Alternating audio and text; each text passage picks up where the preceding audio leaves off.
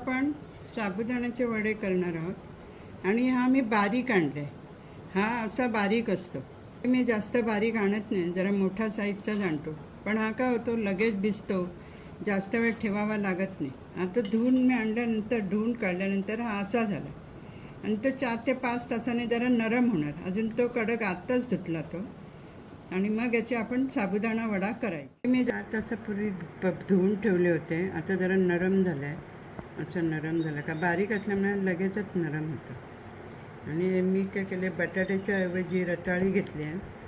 ही रताळी आता किती लागतात ती बघायची. ही 100-200 ग्राम आहे ही रताळी. पण ही लागत असेल तर तितकी घालणार ही रताळी. आणि मग शेंगदाणा, मिरची आणि जिरं हे मिक्सरला लावणार. ह्याची भरड त्याच्यात मिक्स करायची आणि मग त्याचे वडे कसे करून तेलात तळून काढायचे. आता हे असं किसून झालं आहे. किसून बरंच झालं आहे. आता ते वळवायला बरं पडेल, वळून येईल ते. हा कूट आता केला होता. हिरवी मिरची, शेंगदाणा, जिरं तर याच्यात घालायचं. मला शेंगदाणे खूप आवडतात म्हणून मी जास्त घातले. तुम्हाला जर कसे कमी लागत असेल तर तुम्ही तितके कमी घालू शकता. ह्याला काही प्रमाण नाही आहे घालायला.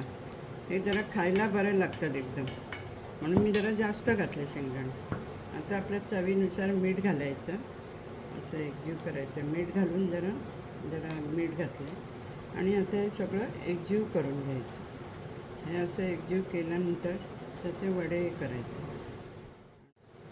चटणीसाठी साबुदाण्याचा वडा केला तर त्याला चटणी हवी ना. चटणीसाठी हे खोबरं घेतलं आहे, हे थोडं अर्धा नारळ, छोटासा नारळ आहे, हे शेंगदाणे थोडेसे, ही मिरची तिखट आहे थोडीच घेतली. खूप हे सगळं घातल्यानंतर तिखटपणा त्याचा कमी होईल.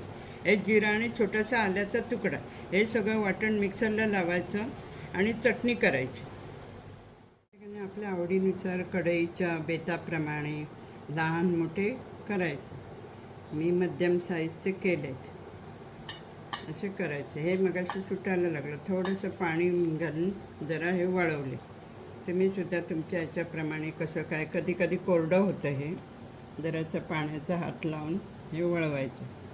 खूपही पाणी लावलं तर ते बरा होत नाही. मी हे थोडंसं पाणी लावून हे आता वळवायला घेतलं. तुम्ही तुम्हाला आवडीचं तेल वापरू शकता. आणि ह्याच्यात आता हे साबुदाणा वडा घालत आहे. मी प्रथमच रताळीचं उकडून रताळी ते स्मॅश करून घातले. ते पूर्वी कधी घातले नव्हते. प्रथम पाहूया म्हटलं कसे लागतात ते, कारण बटाटा आरोग्याला बरा नाही, त्याच्यासाठी तळून काढले होते. असे होतात ते, जसे ब्राऊन रंगामध्ये तळून काढायचे.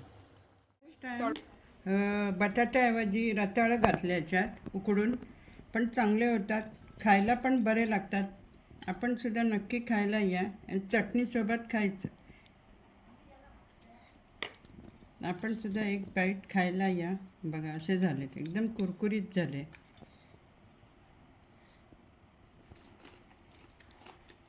मस्त कुरकुरीत झालं.